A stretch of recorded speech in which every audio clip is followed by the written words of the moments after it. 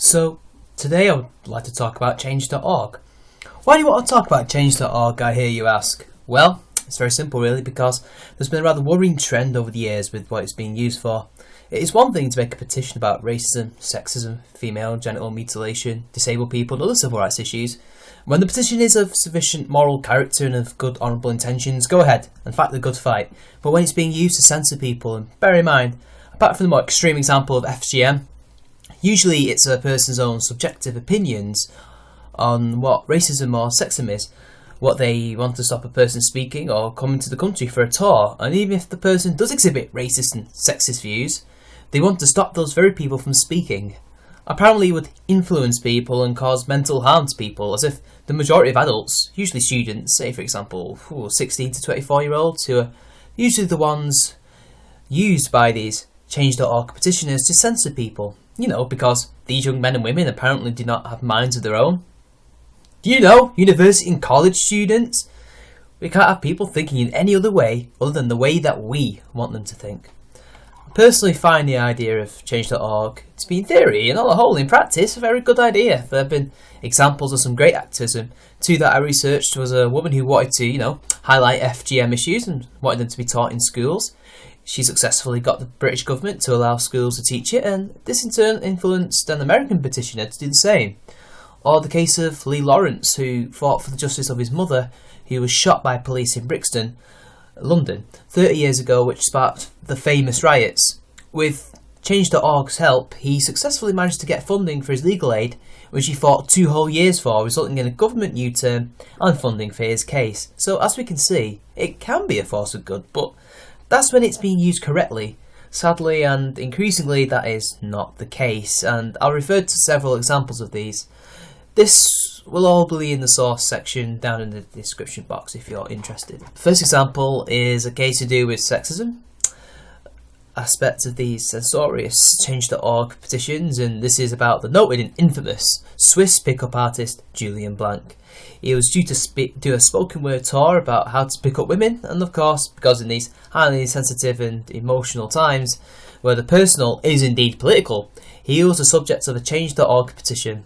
It received at the time, I read the article about it, which is about this very same subject, it was 81,000 signatures and was rising. He was of course barred from entry and his tour was cancelled. You see, in an ideal world, he would have quietly gone about his business, and being a complete worldwide unknown at the time, he'd probably have still been an unknown if it hadn't been for the, you guessed it, rabidly insane social justice warrior community who are on the lookout for people like him and for offence to be taken. Besides, it isn't a crime for people to say whatever they want to say in Britain. We do indeed have laws governing hate speech, and they are very wide in comparison to the First Amendment of America, but by and large, if what you are saying is deemed not to be inciting people to violence, for example, you can say racist or sexist words. The controversy was nationwide, and Blanc became even more popular as he should have been, or at least well known than he should have been. Bad publicity can often be good publicity, but the damage had already been done. His freedom of speech was curtailed because from a country of roughly 65 million people, 81,000 plus people didn't want him to come to this country because he was not well liked in their circle. It's like not inviting a person to your birthday party because the loudest and rudest schoolgirl in the clique hates the person you want to invite. Besides, as a Swiss national, Blanc had no legal reason to require a visa to come to Britain like it was needed for Australia. So why did the British government not give him entry? Simple. The vocal minority of social justice warriors are even more rabid and insane when they are not pleased. Plus, they had no backbone and are clearly not the free speech advocates they say they were when they were saying, "Je suis Charlie." But if you think that's not all, let's get another example. In fact, it's another perceived sexism case yet again. As some of you may be aware, especially the British viewers, there is a British comedian and he was covered in one of Saga of a Cat's videos called Dapper Laughs. His real name is Daniel O'Reilly. His humour consists of lad banter type jokes, and the name Dapper Laughs is not a pseudonym but a character he created, which was, by his words, and I'm paraphrasing, a joke on the lad stereotype in Britain, which is basically a jock or dude bro for you Americans.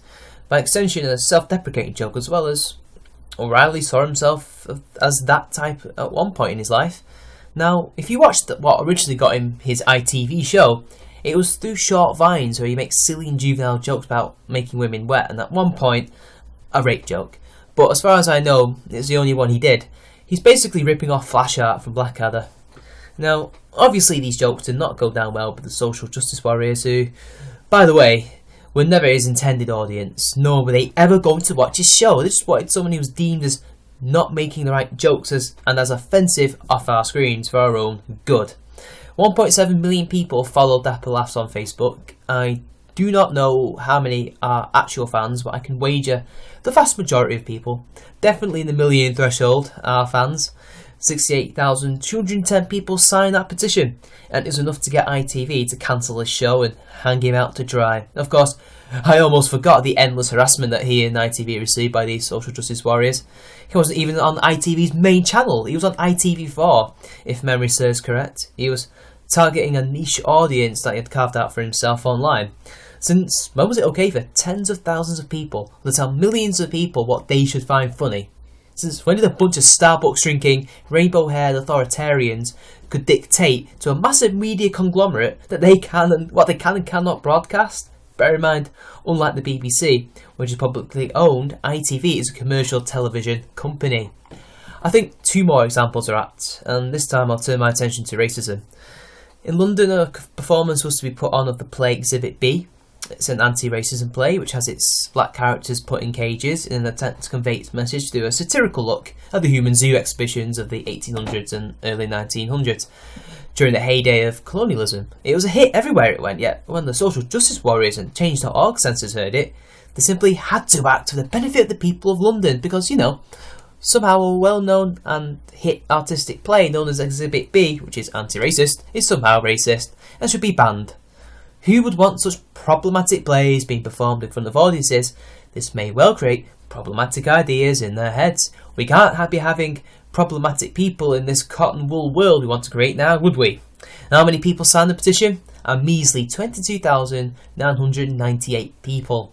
This is perhaps, along with Dapper Laughs, the most overt form of censorship. My final example is really more of a collection of petitions against the same company, Victoria's Secret. Basically, as we know, the world of fashion is often the target of moral crusaders left and right, be it apparently selling overly sexualised clothes to children or some model being thin and is somehow being offensive to fat people. But let's have examples of these actual petitions. Bear in mind, there are, as of 2014, I have no idea what the number there is in 2015, but as of the former year, there are 60 petitions against Victoria's Secret. Yes, 60. Whether it be the bizarre 48,263 strong petition, make Carmen Carrera the first transsexual VS model, because for some reason, rather than let her decide for herself if she'd like to model for the company or Victoria's Secret to decide if they want to hire her. Besides, she's already a model and successful TV presenter. She doesn't need these extreme progressives to fight for her. Another balmy one is about the removal of their perfect body advertising campaign. Again, although there are millions of people who were not offended or just did not care, it took only 32,000 signatures to make VS drop the campaign. Hell, you think that's bad? A token 387 people managed to get them to remove a pair of knickers just because they had the words "sure thing" on them. Seriously. Now, for some of you, you may be thinking, but that last example is just nothing. It's people trying to get a trans person into the industry or to combat sexism and body shaming. But it's not about that. Why go for a trans person who's already modelling and are very successful and probably doesn't want to work with the company, or target a pair of knickers or a campaign targeting a specific audience? It just reeks of personal bias and first world problems, as well as we don't want it because it hurts our feelings. We don't like it because it hurts such a demographic's feelings. Usually made by people who are either narcissists or claim to speak on behalf of oppressed groups. Usually these spokespersons are white, rich, cisgendered women. There were over 81,115,438 people, and possibly more, as of 2015, my sources are from years before, bear with me, currently making petitions. What the hell can 81 million people possibly be trying to take action against? Your guess is as good as mine. Now, it's not as if the company themselves haven't got any skeletons in their closets. Indeed, they have been accused of charging organisations money for people's personal and private details in an article by Forbes in 2012. Although the website insists they do not share a user's details without their consent, and So much for the .org at the end. The website is not the not-for-profit website you may think it is. In fact, it is a multi-million for-profit private enterprise and tries to create some kind of charade of charity. Maybe the last point is nitpicking far too much. But what of the website itself? And what do people on either side of the debate think about it? Before I discuss the two ideas, best presented in a series of articles from The Telegraph in 2014, we need to discuss the site itself. I don't think it's fair to blame it all entirely on the website.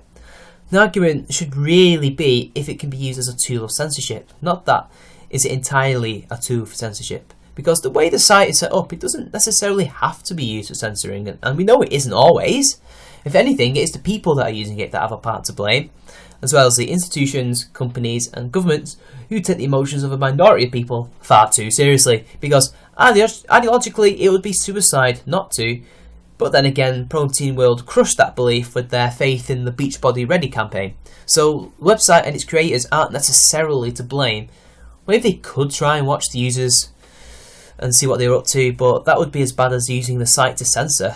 Everyone has a right to voice their grievances in peaceful ways, even if the motive happens to be as abhorrent as censorship. So, what are the two arguments as a final point? Well, on one side of the Telegraph debate, there was Martin Downey, who, like myself, believes it is being used as a tool of censorship. On the other side, there is John Coventry. I would go through every single point, but I simply do not have the time in the length I want to make the video. If you'd like to see them all, I will link the articles. Now, first I'll go with Coventry. Coventry argues that the site gives power to individuals, quote, with a cause they care about, and the story to tell has grown too. Some establishment figures have become worried. It's disruptive and changes dynamics of power. This is an incredible time to make your voice heard on the issues that you care about. It should be embraced, not dismissed. End quote. That is all well and good. I do agree that yes, the site can be used for good and has put power into people's hands. However, let's be honest here, power can be abused. And those examples I showed, which are also examples that Downey used, are very clear examples of censorship. But Coventry himself has words for people who want to challenge that idea. Mr. Downey levels charges at our users of intellectual fascism and attacks a number of women who have turned to the site to challenge what they see as sexist injustices. It isn't censorship or intellectual fascism to come together to campaign on issues you care about. It's the very essence of free speech. No, Downey does not attack the women. In fact, he did not mention gender at all. He just said liberals, which I will talk about later on. So basically, he's waving away all of our criticism. Irony there, by the way. No, he does not say that it is not censorship, he said it was. It is wrong to call it censorship. So what is it then, Coventry? I'm sure these extreme progressives and social justice warriors on the whole do care about their beliefs and causes, but that does not change the fact that they are indeed using it for censorship and intellectual fascism. To quote Downey, you can't just wave it away as if it's some nothing issue, but at the same time somehow come up with a doublethink that it is and isn't censorship. Those are excuses, not arguments. Of course, what left-wing authoritarian these days doesn't bring up men and sexism? I know that the libertarian left-wingers don't tend to. Here in the UK, he says, it's often the biggest and most controversial campaigns that get the most column inches, and these have often been about issues of sexism, and it's generally men who shout loudest about how irrelevant they are. It's because they are sexist and are criticised mostly by men. Enough said. I think you all know what he is doing here. So let's take a look at what Downey says about intellectual fascism. This is in fact the conclusion to his article. Say what you want, so as long as I agree with it, isn't democracy. It's a deep intellectual fascism, and the place to get it all off your chest is change.org. This was what he was actually referring to, the fact that you all know SJWs only have free speech insofar as it's words that they agree with. You know, an echo chamber. It's totally fine to speak your mind on issues we all agree with, not what we disagree with. That would be dangerous to people's minds. I do think he somewhat generalises. It is not just change.org. Twitter and Tumblr spring to mind. But if you want any action that can be deemed as okay, you'll want a petition. Threats and harassment on Twitter and Tumblr, no matter how brushed under the carpet, doesn't look good. Because, you know, there is an eagle-eyed watchdog called Gamergate about. He also generalises the people we are dealing with, basically grouping the entire liberal left, as he says. But what I find deeply concerning about all of this is that the moment the largely liberal, privileged world gets angry about something, they go running to change.org to go for whatever it is they dislike to be banned. Had he said authoritarian leftists, I would have agreed, but people like me, to be lumped in with this lot, it's just bad argumentation. Other than that, I agree wholeheartedly that these ironically privileged people are getting things banned because they disagree or dislike those things. So ultimately, yes, change.org can be used as a tool of censorship, it's patently obvious.